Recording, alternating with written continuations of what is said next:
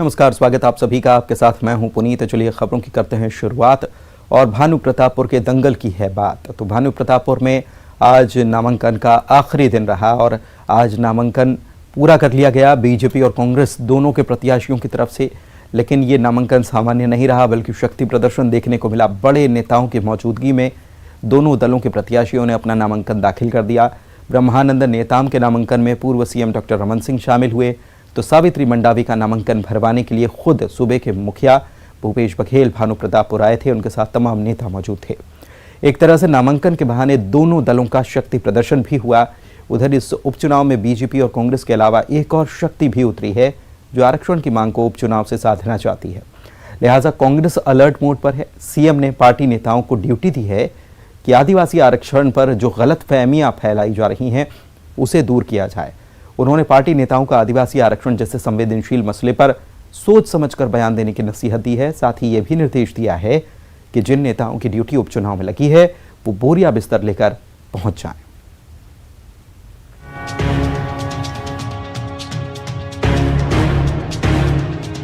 भानु प्रतापपुर के दंगल में बोलेगा सरकार का काम या ये चुनाव होगा बीजेपी के मुद्दों के नाम। जी हां, इस उपचुनाव में सबसे बड़ा सवाल यही है। एक तरफ कांग्रेस जहां भूपेश बघेल सरकार के काम को लेकर चुनाव में उतरी है, तो वहीं बीजेपी तमाम मुद्दों को लेकर चुनावी नैया पार लगाने की कोशिश में है। आज का दिन भानु प्रतापपुर के लिए अहम था, क्योंकि दोनों ही दलों के प्रत्याशियों ने अपना अपना नामांकन दाखिल कर दिया। एक तरफ मनोज मंडावी की पत्नी सावित्री मंडावी का नामांकन भराने के लिए खुद सूबे के मुखिया भूपेश बघेल लाव लश्कर के साथ पहुंचे, तो दूसरी तरफ पूर्व CM doctor Raman Singh party के दूसरे बड़े नेताओं के साथ भानु प्रतापपुर आए। यहां सिर्फ नामांकन ही नहीं, बल्कि दोनों दलों का शक्ति प्रदर्शन देखने को मिला। इस मौके पर सीएम बघेल और सावित्री मंडावी ने एक सभा को संबोधित किया, जिसमें काम के नाम पर वोट की अपील की गई। मीडिया से बातचीत में सीएम भूपेश बघेल ने जीत का दावा भी किया है। मुझे जनता पे पूरा विश्वास है। हम लोग ने जनता की सेवा की, हमारी सरकार ने सेवा की, हमारी पार्टी के लोग लगे हुए, तो निश्चित रूप से जीत होगी और जीत का अंतर भी बढ़ेगा। दिवंगत नेता मनोज मंडावी की पत्नी सावित्री मंडावी ने अपने छोटे से भाषण में सिंपैथी कार्ड भी खेल दिया। उन्होंने कहा कि मैं यहाँ की बहू, बेटी और बहन हूँ। उम्मीद है आपका आशीर्वाद जरूर मिलेगा। उनकी कड़ी हूँ, माध्यम हूँ। जो आप बोलेंगे, जो आप काम बोलेंगे, उसको लेकर मैं अपने मुख्यमंत्री जी के पास तो जाऊंगी। और मैं तो एक बहू, आपके क्षेत्र की बहू हूँ, बेटी हूँ, बहन हूँ। ये सब आप सब अभी अपना अपना आशीर्वाद मुझे प्रदान करेंगे। उधर बीजेपी इस चुनाव में करप्शन और महिला सुरक्षा जैसे कई मुद्दों को लेकर उतरी है। साथ ही आदिवासी आरक्षण को भी बीजेपी अपने लिए माइलेज मान रही है। व्याप्त भ्रष्टाचार और जिस प्रकार महिलाओं पे अत्याचार हो रहा है, जिस प्रकार अनुसूचित जनजाति और पिछड़ा वर्ग के साथ धोखा किया गया है, और जो पूरे छत्तीसगढ़ की बदहाली है, देश माफिया, शराब माफिया आज पूरे प्रदेश में सक्रिय है। जनता बिल्कुल अपने आप को असुरक्षित महसूस करती है। 4 साल जनता ने बहुत बर्दाश्त कर लिया। ये चुनाव जो ब्रह्मानंद नेताम का हो रहा है, वो सरकार बनाने बिगाड़ने के लिए नहीं हो रहा है, मगर इससे एक संदेश जाएगा ब्रह्मानंद नेताम की जीत से कि इसका घमंड है और इसका अत्याचार, इसका अनाचार छत्तीसगढ़ से समाप्त होने के लिए एक पहला मुहर लगेगा ब्रह्मानंद नेताम की जीत से। लेकिन चुनाव में आदिवासी आरक्षण के फैक्टर को भी नजरअंदाज नहीं किया जा सकता। आदिवासी नाराज हैं और उपचुनाव के जरिए भी 32% आरक्षण का दबाव बना रहे हैं। ऐसे में कांग्रेस सतर्कता बरत रही है। सीएम बघेल और पीसीसी अध्यक्ष मोहन मरकाम की मौजूदगी में कांकेर के एक होटल में एक अहम बैठक भी हुई, जिसमें नई चुनाव रणनीति से चुनाव लड़ने पर सहमति बनी है। सभी मंत्री और विधायकों को इस बार चुनाव में उतारने का बड़ा फैसला कांग्रेस ने लिया है। भानु प्रतापपुर के हर बूथ पर पार्टी का फोकस है। ये उपचुनाव एक बड़ी चुनौती है और कांग्रेस इस सीट को बचाए रखने के लिए हर हाल में जीत सुनिश्चित करना चाहती है। कांकेर से न्यूज़ 18 के लिए ममता लांजेवार की रिपोर्ट।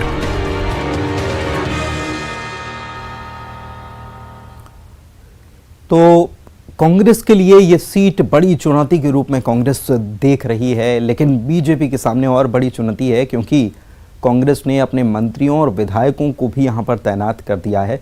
मुख्यमंत्री ने साफ तौर पर कह दिया है कि आरक्षण जैसे संवेदनशील मसले पर कुछ भी बोलने से पहले बहुत सोचना समझना है। अपने ही पार्टी के नेताओं को नसीहत दी है।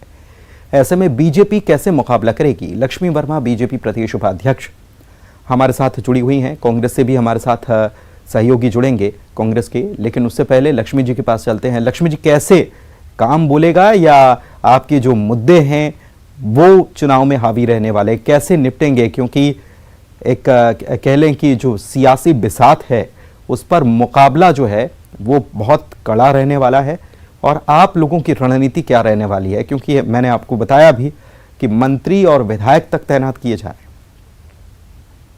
देखिए, भारतीय जनता पार्टी है वो कैडर बेस पार्टी है, और हमारे ग्राउंड लेवल पर एक एक बूथ में पार्टी के कार्यकर्ता है वो काम कर रहे हैं। रही दूसरी बात की कांग्रेस जो है वो आज 4 साल हो गई और इन्होंने पवित्र गंगा जल को लेके कसम खाया, और 36 वादे जो इन्होंने जन घोषणा पत्र में जारी किए हैं, आज एक भी वादा इन्होंने पूरा नहीं किया है। और खासकर चूंकि भानु प्रतापपुर में चुनाव है और बस्तर में आदिवासी जो हमारे जनजाति के लोग हैं, वहां पे हमने ब्रह्मानंद नेताम जी को अपना प्रत्याशी बनाया है। निश्चित रूप से वो पूर्व में विधायक रहे हैं और बहुत ही ग्राउंड लेवल पर सरपंच से उन्होंने अपनी राजनीतिक शुरुआत की है। वो अनुसूचित जनजाति के नेता हैं और कद्दावर नेता के साथ साथ उन्होंने जमीनी स्तर पर भी जनता के लिए लगातार काम किया है। तो हमारे लिए कोई चुनौती है ऐसी बात नहीं है। वहां पे उन्होंने सोचा है कि सावित्री मंडावी जिनको कि एक सिंपैथी वोट मिलेगा, लेकिन आज जो छत्तीसगढ़ के खासकर आदिवासी एरिया के जो हमारे भाई बहन हैं वो जान चुके हैं कि छत्तीसगढ़ की जो कांग्रेस की सरकार है, झूठी लबरी सरकार, जो महिलाओं के साथ में लगातार यहाँ अत्याचार अनाचार की घटनाएं घट रही है, और इसको अपराध को रोकने के लिए आज छत्तीसगढ़ में कांग्रेस की जो सरकार है वो अक्षम साबित हुई है। यहाँ पे देख रहे हैं आप, खासकर महिला बहनों के साथ में भी शराबबंदी को लेकर अभी लगातार भारतीय जनता पार्टी के द्वारा आंदोलन किया गया हमारे बीच में। यहाँ पे सारी जो बहनें हैं, उसके साथ साथ जो अनुसूचित जनजाति के आरक्षण की बात करूं मैं, 32% आरक्षण भारतीय जनता पार्टी की सरकार ने दिया था, और उस आरक्षण को इन्होंने बनाए रखने के लिए कोर्ट में जो तथ्यात्मक जो डाटा है वो तक पेश नहीं कर पाए, और ये झूठ पे झूठ बोलते जा रहे हैं जनता से। इन सब चीजों को जो जनता है देख रही, आज लगातार आदिवासी जो भाई बहन है वो आंदोलित है पूरे प्रदेश में।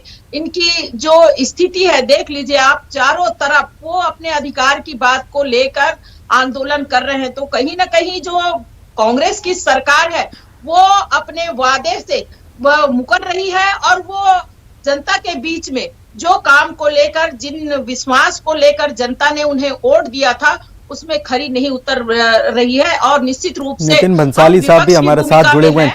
ठीक है, आपने समय ज्यादा ले लिया। नितिन जी भी जुड़े हुए हैं, नितिन जी से भी बात कर लेते हैं। नितिन जी, आपने सुना होगा लक्ष्मी जी कह रही हैं झूठी लबरी सरकार है ये। झूठी लबरी सरकार 15 साल किसकी थी ये मुझे बताने की आवश्यकता नहीं है, और इस झूठी और लबरी सरकार को प्रदेश की जनता ने, प्रदेश के मतदाता ने, और खासकर बस्तर के सभी सीटों में आदिवासियों ने जो इनको सत्ता से बेदखल कर दिया, ये इनको बता दिया है कि कौन झूठा और कौन लबरा है। देखिए, भानु प्रतापपुर उपचुनाव है, और कांग्रेस जो है इसके पहले भी 4 सालों में 4 उपचुनावों में गई है। हर बार ये बड़ी बड़ी बात करते हैं इनके पूर्व मुख्यमंत्री डॉक्टर रमन सिंह और इनके बड़े बड़े नेता। मुझे अच्छे से याद है, अभी हाल ही में 6-8 महीने पहले वो खैरागढ़ में विधानसभा का उपचुनाव हुआ था, तब भी इन्होंने कहा हम तो सेमीफाइनल खेल रहे हैं और सेमीफाइनल जीतेंगे, और फाइनल खेलेंगे, तो वो सेमीफाइनल तो हार गए, अब इसको भी ये सेमीफाइनल ही कह रहे हैं। तो इनकी हार निश्चित है। स्वर्गीय श्री मनोज मंडावी जी के आकस्मिक निधन के बाद यहाँ पर इस विधानसभा में चुनाव हो रहे हैं। स्वर्गीय मनोज मंडावी जी ने वहां पर जो काम किया है, उनके जो अधूरे काम है राज्य सरकार के काम के दम पर, और हमने जो लोक कल्याणकारी कार्य किए हैं 4 वर्षों में, उनके दम पर हम विधानसभा चुनाव में आदिवासियों के। लेकिन बीजेपी कह रही है कि सिंपैथी वोट आपको मिलने वाला है। क्या वाकई में सिंपैथी वोट कोई चीज होती है, या जरूरत है क्या कांग्रेस को सिंपैथी वोट? बिल्कुल आवश्यकता नहीं है। सिंपैथी महिला है, लक्ष्मी जी तो ये जानती है, सहानुभूति शब्द आजकल महिलाओं के लिए कैसे उपयोगी नहीं होता है। सहानुभूति है ही नहीं, महिला तो सशक्त है भाई, आज की नारी तो किसी से कम नहीं है, कोई सहानुभूति वोट की बात ही नहीं है यहाँ पर। मैंने तो कहा हम हमारे काम को लेकर जनता के बीच हैं, और जनता का आशीर्वाद जिस प्रकार पिछले 4 तो फिर सावित्री मंडावी को टिकट देने का फैसला पार्टी ने क्यों कर लिया? क्योंकि वो तो इससे पहले नितिन जी इससे पहले सुन तो लीजिए, मेरा सवाल सुन लीजिए। इससे पहले तो वो शिक्षिका थी, उन्होंने अचानक से वहां से त्यागपत्र दिया और उसके बाद फिर उन्होंने पार्टी ज्वाइन कर ली। तो मुझे ये समझाइए कि फिर सिंपैथी वोट की अगर जरूरत ही नहीं है तो फिर उनको टिकट देने के बजाय जो पार्टी के नेता पहले से काम कर रहे थे उनको टिकट क्यों नहीं दिया? ये तकलीफ मुझे लगता है भारतीय जनता पार्टी को है कि सावित्री मंडावी चुनाव क्यों लड़ रही है। मैं पूछना चाहता हूं, क्या वो अयोग्य है? वो बिल्कुल एक योग्य प्रत्याशी है, और स्वर्गीय मनोज मंडावी जी के सपनों को पूरा करने का पहला जो वो है काम हमारी कांग्रेस पार्टी का सरकार में, क्योंकि हम लोग हैं तो हम लोग बिल्कुल उनके सपनों को और उनके अधूरे कामों को पूरा करेंगे।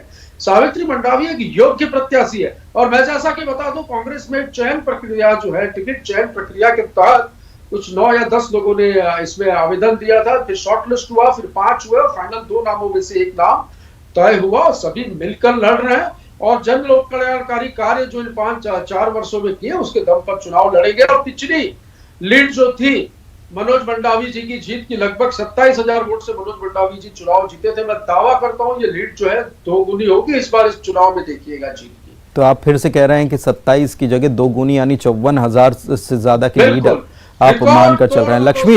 लक्ष्मी जी सिंपैथी वोट नाम की कोई चीज नहीं होती है। बहरहाल आप ये कह रही थी आदिवासी जो उद्वेलित हैं, लेकिन आदिवासी अगर उद्वेलित हैं भी तो वो तो अलग से फॉर्म भर रहे हैं, अलग से चुनाव लड़ने की तैयारी कर रहे हैं। वो आपके साथ कहां खड़े हैं? आपके साथ नहीं खड़े हैं तो क्यों नहीं खड़े हैं? देखिए, आम जनता जो है वो देख रही है। निश्चित रूप से हम आज विपक्ष की भूमिका में हैं, और 4 साल में जो कांग्रेस का आतंक रहा है हर क्षेत्र में आप देख रहे हैं, चाहे शासकीय कर्मचारी हो, चाहे यहाँ पे व्यवसाय की बात करें, जिस ढंग से माफिया की बात करें, कोल माफिया, आपके रेत माफिया, आज जो शासन प्रशासन की भूमिका आप देख लीजिए, चारों तरफ अवैध वसूली, चाहे शराब के माध्यम से ले ले, अवैध ट्रांसफर ले ले। देखिए नितिन जी अब मेरी बात सुन लीजिए आप। आपके 4 वर्षों के शासन काल में हमारे सरकार के खिलाफ कोई भी जितने भी आप लोग बिना तथ्यों के जो बात कर रहे हैं उसके तथ्य रखे, मैं अभी न्यूज़ 18 के चैनल में ही इस्तीफा दे दूंगा, राजनीति ही छोड़ दूंगा मैं संन्यास ले लूंगा। इस प्रकार दिग्भ्रमित मत करिए, मुद्दा नहीं है, चेहरा नहीं है, वसूली हो रही है, पेट्रोल बना के काम किया जा रहा है। अरे हो रही है तो कहाँ हो रही है? आपके बोलने से हो रही है थोड़ी मान लेंगे भाई। नितिन जी वो बता रही हैं। नितिन जी देखिए, नितिन जी जनता के लिए सरकार है। सुन तो लिए, 1 मिनट लक्ष्मी जी, जनता के लिए सरकार है। आज हम इस डिबेट में चर्चा तो मुद्दों पर कर ही रहे हैं, लेकिन साथ ही साथ अगर वो बता रही हैं कुछ, आप दावे मत कीजिए कि राजनीति छोड़ दूंगा, वो कुछ बता रही हैं, आप उसको सुनिए, और अगर है मुद्दा तो उसको सॉल्व किया जाना चाहिए। देखिए सॉल्व किया जाना चाहिए। जनता पार्टी के ऑफिस से इनको पन्ना लिख के दे देते हैं या पढ़ देते हैं। नितिन जी, हाँ लक्ष्मी जी बताइए। नितिन जी, क्या आप शराबबंदी कर दिए? मैं जानना चाहूंगी। आपके जन घोषणा पत्र में ही है वो मैं जन घोषणा पत्र से बाहर क्या पहले उमा भारती से बेरोजगारी भत्ता देना चालू कर दिया, जो शिवराज सिंह बंद नहीं कर रहे, महिलाओं के लिए काउंटर खोल दिया मध्य प्रदेश में, शराबबंदी की बात करते हैं। अच्छा लक्ष्मी जी, आप एक महिला है, मैं बड़ा सम्मान करता हूँ। एक एक करके बोलिए, एक एक करके बोलिए, एक एक करके जवाब दीजिए सवालों का, एक एक करके, एक एक करके, एक एक करके, एक एक करके, एक एक करके, एक एक करके, प्लीज प्लीज प्लीज, एक एक करके, नहीं प्लीज एक एक करके। अच्छा सुनिए, मेरी बात सुनिए नितिन जी और लक्ष्मी जी, मेरी बात सुनिए, मेरी बात सुनिए। आप लोग आपस में तय कर लीजिए कि कौन किसकी बात का जवाब देगा, टोकिए मत। लेकिन लक्ष्मी जी, आप शराबबंदी की पक्षधर हैं? बिल्कुल शराबबंदी होना चाहिए, तो क्या होना चाहिए, इसलिए कि आपने घोषणा पत्र में उसको शामिल किया और शराब का पूरा इसके विक्रय की पूरी नई पॉलिसी बना दी, और ऐसा काम किया कि छत्तीसगढ़ शराब बिक्री के नाम से पूरे देश में गंगा जल को हाथ में लेके, ये काम किया आप लोगों ने। गंगा जल आपके को पूर्व हाथ में मुख्यमंत्री लेके डॉक्टर रमन सिंह ने कहा था कि भले मैं चुनाव हार जाऊं तो शराबबंदी करूंगा, क्यों नहीं की? पूर्ण अभी आप कह रही हैं कि आप शराबबंदी की पक्षधर हैं, तो फिर आप लोगों ने क्यों नहीं किया 15 की साल? भूमिका में है, तो क्या आप कहना चाहते हैं कि आप जो जनता से झूठा वादा किए, जो जन घोषणा हमने कोई पत्र में झूठा शामिल वादा किए नहीं हैं, किया है। तो क्या आप शराबबंदी ये हमने कहा कहना था, चाहते हैं? इस विषय पर अध्ययन हो रहा है, अन्य प्रदेशों में जाकर कमेटियां सर्वे कर रही हैं, राजनीतिक समिति, सामाजिक समिति, 4 साल ये हो सारी गए। समितियां जो बनी है, 4 इसमें तो साल आप हो लोगों गए। से भी एक नाम आपकी मांगा गया राजनीतिक था। कमेटी, आप आपकी लोगों ने क्यों सामाजिक नाम नहीं दिया? कमेटी, क्योंकि आप चाहते ही नहीं है कि इस प्रदेश में शराबबंदी हो। करके लोगों को गुमराह नहीं कर सकते। नितिन आपकी जी, गलती आज नहीं है जनता लक्ष्मी जागरूक जी, हो चुकी आप है। जाइए आपके जनता नेताओं को जी बोलिए। आपके छलावे पे,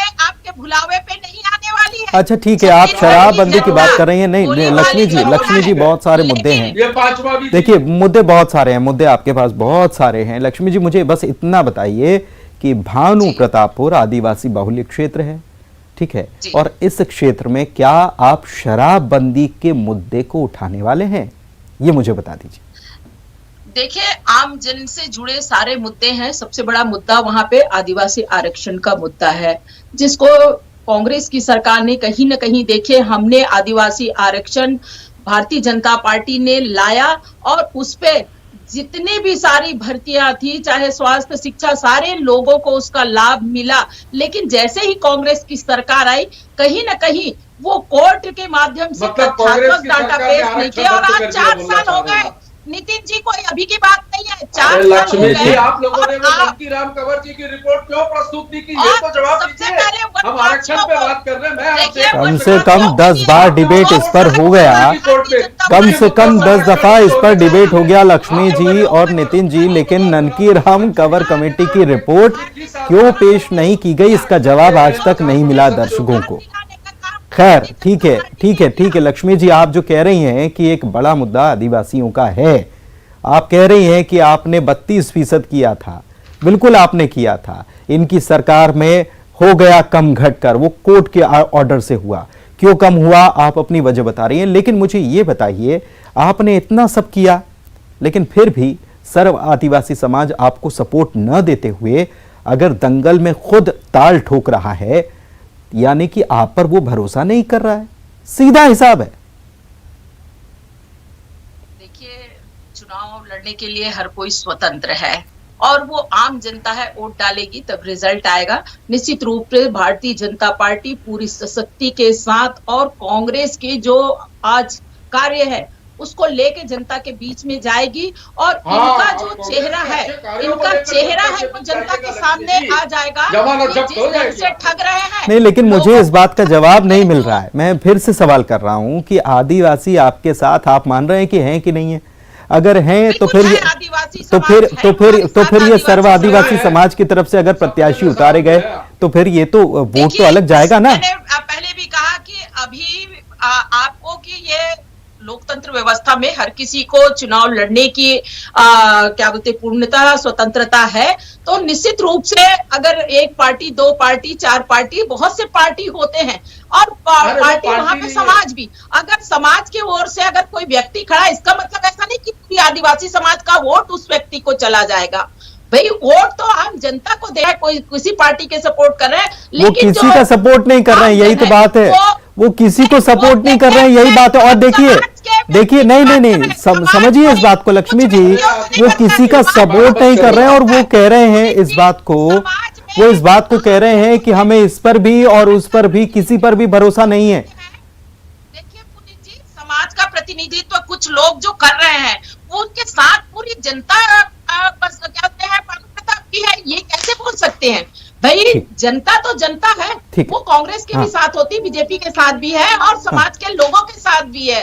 और जनमत जो है वो उनका स्वतंत्रता का अधिकार है, वो अगर खड़े हैं तो क्या पूरा जो वोट प्रतिशत है वो उनको मिल जाएगा? ऐसा नहीं है। और आम जनता जो 15 साल के भारतीय जनता पार्टी, मैंने पहले भी कहा, मैंने स्वीकार किया कि हम आज विपक्ष की भूमिका में हैं, लेकिन ये 60 साल तक कांग्रेस राज करने वाली बस्तर के जो लोग हैं भूखमरी से मरते रहे हैं।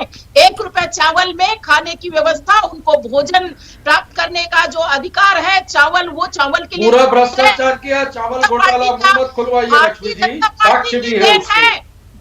और इतना यदि अच्छा काम किया तो एक भी सीट तो नहीं जीती आपने बस्तर से, पूरा हिसाब हो गया। खरीदने का काम अच्छा एक बात बताइए नितिन जी, आपको नहीं लगता है कि ये चुनाव इसलिए भी महत्वपूर्ण हो जाता है कि अगर बीजेपी के खाते में ये सीट चली जाती तो एक गेटवे हो जाएगा बस्तर में दाखिल होने का विधानसभा चुनाव के लिए? सवाल ही नहीं उठता पुनीत जी, हमें पूरा भरोसा है, भूपेश है तो भरोसा है बिल्कुल। देखिएगा वहां के आदिवासी, वहां की जनता बिल्कुल आशीर्वाद देगी हमें, और निश्चित तौर पर देगी और जीतेंगे। मैंने तो आपको मार्जिन तक बता दिया कि लीड भी इस बार जो है वो लगभग डबल होगी। अब इसके ज्यादा मैं क्या कह सकता हूँ? बाकी तथ्यहीन और मुद्दा विहीन बातें करके ये टाइम पास करे, कोई फर्क नहीं पड़ता। इनके कामों को 15 साल उस क्षेत्र के आदिवासियों ने, इस प्रदेश की जनता ने बखूबी देखा है। मैं तो आपको बता दूं 70 है, 71 होने जा रहे हैं अभी विधानसभा में। ठीक है। लक्ष्मी जी देखिए, नितिन जी की जो भाषा है और साथ ही साथ उनकी बॉडी लैंग्वेज है वो बहुत हल्के में ले रहे हैं विपक्ष को। कह रहे हैं कि विपक्ष के पास मुद्दा ही नहीं है। ये आज देश में भी ऐसे ही स्थिति थी इनकी। ये पूरे जो अन्य पार्टी है उसको बहुत हल्के में लेते रहे, और भारतीय जनता पार्टी जो 2 सांसदों से शुरू होकर आज देश में सबसे बड़ी पार्टी के रूप में उभरी है। नितिन जी हम 15 साल हमें दिया है जनता ने, और हम बिल्कुल जीतेंगे। कहीं तो हार तो मानो, सेमीफाइनल हार गए हो लक्ष्मी। हम मानते हैं वो सेमीफाइनल हार गए खैरागढ़ वाला, ये कौन सा फाइनल है या सेमीफाइनल है ये भी बता दो। क्या 2 बार होती है क्या हारने के बाद सेमीफाइनल? वो नजरें बिछा बैठी है कि कब भारतीय जनता पार्टी के लोग आए, चलिए ठीक, उनकी जो बातें हैं उनको मंच में रखे ताकि ये सरकार जो चलिए ठीक है। आप दोनों के अपने अपने दावे हैं, कोई मुद्दे उठा रहा है, कोई काम की बात कर रहा है कि हमने काम किया है। जनता सब कुछ देख रही है और जनता ही जनार्दन होती है, फैसला भी वही लेती है। अब देखना होगा कि भानु प्रतापपुर की जनता क्या फैसला लेती है। बीजेपी का दांव चल जाता है या कांग्रेस की तरफ से जो दावा किया जा रहा है वो नजर आता है। बहुत शुक्रिया आप दोनों मेहमानों का चर्चा में शामिल होने के लिए। इसी के साथ डिबेट में ताएं।